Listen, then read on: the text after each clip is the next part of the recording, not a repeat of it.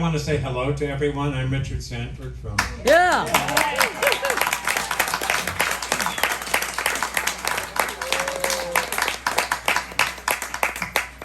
Thank you so much. I want to thank you guys for the reason that we're here. That it's your excitement and enthusiasm for what we do that makes us, that allows us to do what we do. And that's very generous of you. Thank you. Jim was a very special guy. He was a real snob, but he was a passionate person. He had an opinion, and he defended his opinions vigorously. But Nicely he was a said. rascal. I knew him quite well on the wine trail. We would all see each other in different parts of the world. It was quite remarkable. I mean, I am so lucky to have been witness to all this parade of activity happening for 50 years in this neighborhood. So I'm grateful for that. But I remember back a very special time when there was a period of time in which I had no access to the Sanford and Benedict grapes, which I had planted, and a lot of my soul is there. So in 1981, or 80, I guess, I got the vineyard back, and I said, aha, my grapes. In the meantime, Jim had made some wine from those grapes. And he was grousing a lot about not being able to buy the grapes when I got the vineyard back. Oh boy. So I said, well, stop. And some other people were grousing too. Uh-oh, here we go. They're all like, oh, here you go. So we had a lot of grousing people. And I was caught up in the middle of it all. And I was a real awful person. Ooh. So I thought, okay, I want to make this a learning experience for everyone. So we made what we call the signature series of wines. And for 2 years, 81 and 82. 91 and 92. And my point was, look at these new wines we're starting to learn about what to do with them, how to do it, what the tannin levels were, how you ferment it, and with or without whatever you put in it, or I mean, everybody was trying all different kinds of things. So I said, look, you guys, I'll give you 3 tons, I think it was, of Sanford and Benedict fruit. You guys make your wines and give us back a barrel, and that Bruno will blend 6 barrels of wine together. We'll call the signature wine. And you guys bottle your wine separately, and that'll be a 9-bottle case with 3 bottles of the signature and 1 each from the 6 producers. If you get a chance to buy a case like that, do so, because it's quite extraordinary to taste the personality of the winemakers through the wine. But always remember, and the point was, you make the wine, but then every 3 months, you come over to the winery, you bring a vial of your wine, and we sit around and talk for a couple hours about it. And Jim really had something to say. And there was no press, and we could talk to one another. And I always remember he had some issues with hydrogen sulfide in Brian's wine. It was quite extreme. And he ended up calling Ricky Lowbricks, I think, because he didn't get his wines ripe enough. But he was such a great character, and his wines showed great promise. And Frank has been generous enough to have access to his wonderful cellar, and we've had some of the most beautiful Sanford and Benedict wines from Jim Clendenen I've ever had. So thank you for that. Take care.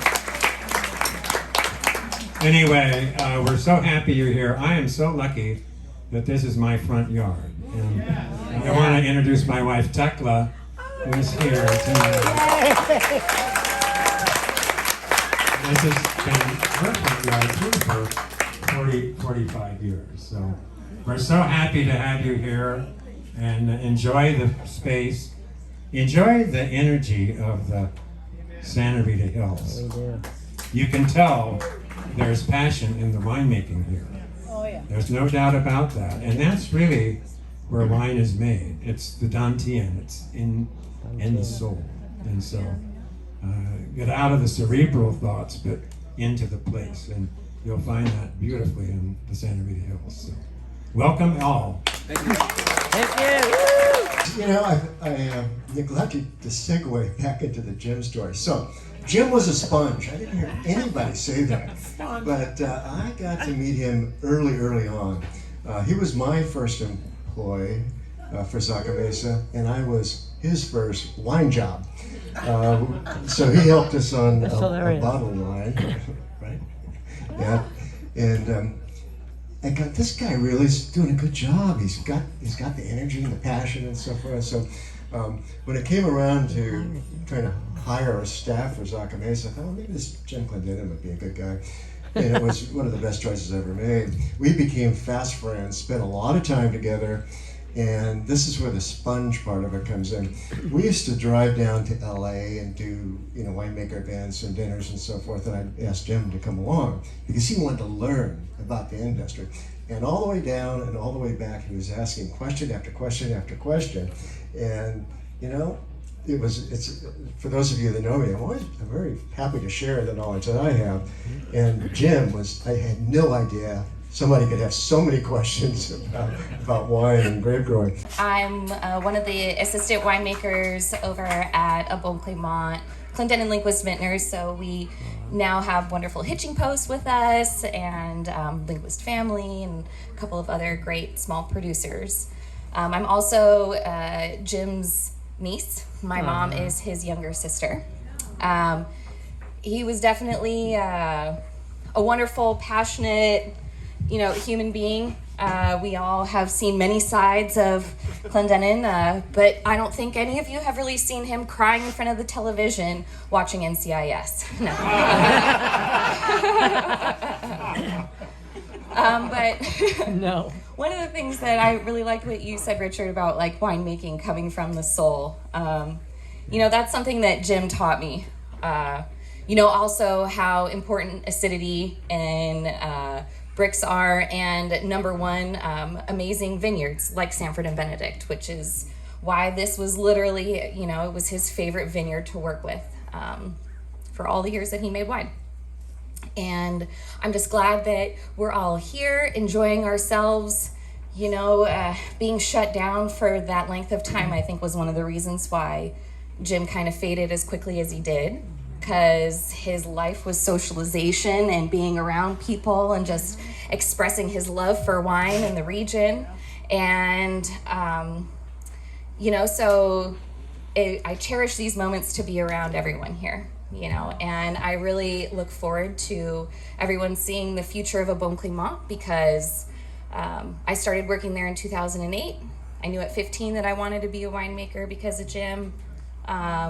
We've got a great team that he set up, so Jim Edelman, Enrique, our whole crew has been there for, more than a decade. So things haven't changed. We still sit and have a staff lunch every day and think of Jim.